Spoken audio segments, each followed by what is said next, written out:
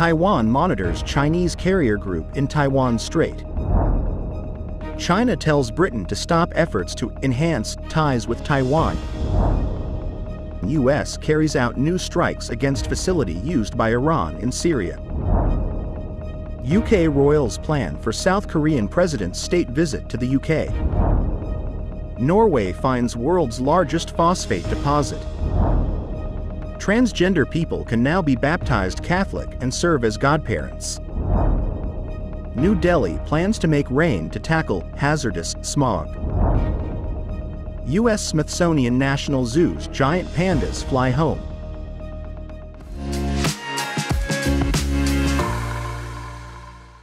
Hello, I'm Johnny. Thank you for joining us on Funday News. It's Friday, November 10th, and here are your top stories. Taiwan's defense ministry said on Thursday that Taiwan's military has sent forces to keep watch on a Chinese naval formation led by the aircraft carrier Shandong, sailing through the sensitive Taiwan Strait. The ministry said in a statement that the formation led by the Shandong entered the narrow Taiwan Strait on Wednesday afternoon, sailing in a northerly direction, but keeping to the Chinese side of the waterway's median line, an unofficial barrier between the two countries. The Shandong participated in Chinese military drills around Taiwan in April, and again entered the Pacific last month. Taiwan's defense ministry said as of Thursday morning, the Chinese carrier group was continuing to sail northwards. It added Taiwan has dispatched appropriate forces to keep watch without elaborating. Japan's defense ministry said on Monday that the Shandong and other naval ships had sailed to the South China Sea after conducting landing drills in the Pacific Ocean for 9 days. The Chinese government on Thursday told Britain to stop its efforts to enhance ties with Taiwan. China's embassy in London said in a statement that Beijing has always firmly opposed any form of official contact between countries that have diplomatic relations with China and China's Taiwan region. It added, "We urge the UK to abide by the One China principle and stop using trade cooperation as an excuse to engage in official exchanges or enhance substantive relations with Taiwan."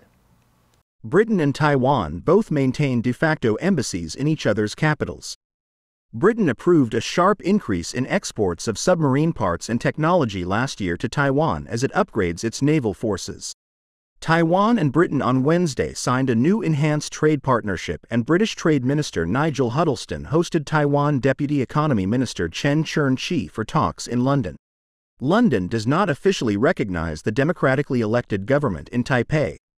The United States, for the second time in recent weeks, carried out strikes on Wednesday against a weapons storage facility in eastern Syria that the Pentagon said was used by Iran's Islamic Revolutionary Guard Corps and affiliated groups. U.S. Defense Secretary Lloyd Austin said the strikes were in response to the recent attacks against U.S. forces. Austin added, "If attacks by Iran's proxies against U.S. forces continue, we will not hesitate to take further necessary measures to protect our people." A senior U.S. military official, speaking on the condition of anonymity, said that the military had watched the location in Deir al-Zor province for some time and was confident there were no civilian casualties. The official said the military had tracked a couple of people near the facility overnight, though they were not believed to be civilians, and an analysis was ongoing to see if anyone was killed. U.S. and coalition troops have been attacked at least 40 times in Iraq and Syria by Iran-backed forces since the start of October. South Korean President Yoon Suk-yeol will be greeted with royal pomp and ceremony before commemorating the sacrifice of British soldiers during the Korean War when he travels to the UK for a state visit later this month.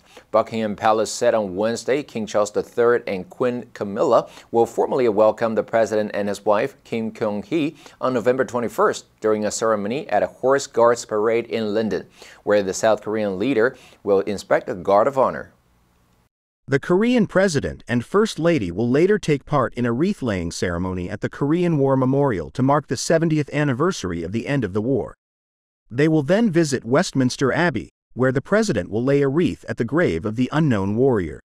The president will address members of both houses of parliament before attending a state banquet at Buckingham Palace. The president and first lady will arrive in the United Kingdom on November 20th and depart on November 23rd.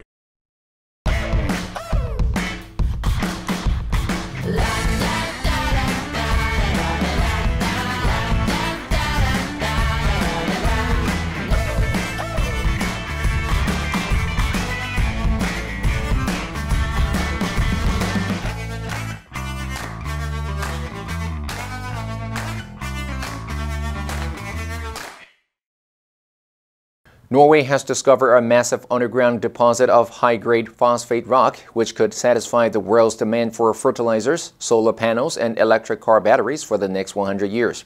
The deposit also contains vanadium and titanium, two other critical raw materials that are used for high-performance batteries and steel production.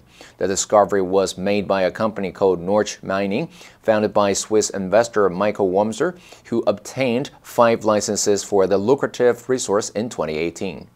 The discovery could have a significant impact on the global market for phosphate rock, which is currently dominated by Morocco, which controls about 75% of the world's reserves and exports. The discovery could also boost Norway's economy and create jobs in the region, as Norge Mining plans to invest up to €5 billion, $6 billion, in developing the project, which could produce up to 10 million tons of phosphate rock per year. DW reported vanadium is currently used to produce high-performance batteries that store renewable energy. The Vatican's doctrinal office said on Wednesday that transgender people can be godparents at Roman Catholic baptisms, witnesses at religious weddings, and receive baptism themselves. In response to a question of whether transgender people can be baptized, the doctrinal office said they could with some conditions, and as long as there is no risk of causing a public scandal or disorientation among the faithful. It said transgender people could be godparents at a baptism at the discretion of the local priest. According to the document, transgender people could also be a witness at a church wedding, but the local priest should exercise pastoral prudence in his decision. The 3 pages of questions and answers were signed by the department's head and approved by Pope Francis on October 31st. They were posted on the department's website on Wednesday using the Italian word for transsexuals. The Pope has tried to make the Church more welcoming to the LGBT community without changing church teachings. New Delhi plans for the first time to make rain to try to improve air quality in the city, which has been gripped by smog for a week. The city has already shut all schools, stopped construction activities, and said it will impose restrictions on vehicle use. The local environment minister said authorities would try to induce rain from around November 20th. Delhi's environment minister Godparents told reporters a proposal drafted by experts on making rain will be presented to the Supreme Court on Friday. Rai said, "There is a possibility that, if current weather conditions persist, then this week or till some time in the future the pollution situation will remain the same." He said, "I believe that given the conditions we have and if we get support from everyone, we can do the first pilot at least." Delhi's environmental department said it planned to seed clouds, a technique that uses substances such as silver iodine to induce precipitation. The air quality index for the city was over 320 early on Wednesday. On Wednesday, the U.S. Smithsonian National Zoo's 3 giant pandas, Meijiang, Tiantian, and their cub, Xiaoqiji, began their long trip to China, leaving behind an empty panda exhibit with no certainty that pandas ever would again take up residence there. The pandas had been loaded into large white crates away from the public view. Forklifts took them to waiting trucks, along with several bushels of bamboo for road snacks. Their faces were occasionally visible through a small window at the side of the crates. They were taken to Dulles International Airport in Northern Virginia, where a specially outfitted Boeing 777F, dubbed the FedEx Panda Express, was waiting. The 19-hour flight to Chengdu, China, will include a refueling stop in Anchorage, Alaska. The zoo's exchange agreement with the China Wildlife Conservation Association expires in early December, and negotiations to renew or extend the deal have not produced results. The answer for yesterday was C, navigate. During childhood, each of us has to navigate a pathway through a series of developmental stages. Did you answer correctly? Now let's delve into the news of Taiwan monitoring Chinese carrier group in Taiwan Strait. Number 1, formation. 编队队形. The team usually plays in a 4-4-2 formation. Number 2, sensitive. 需要谨慎对待的，敏感的. Healthcare is a politically sensitive issue. Number 3, dispatch. 派遣，调派，派出. Troops have been dispatched to the area. Next, we have a multiple choice question for everyone to practice. Which answer would you choose? You can write your answer in the comment section. The correct answer will be announced tomorrow. And that's all for today's Funday News. Be sure to tune into Funday News from Monday to Friday and click the link below to join Funday for free. I'm Johnny Wu, your host. I'll see you next time.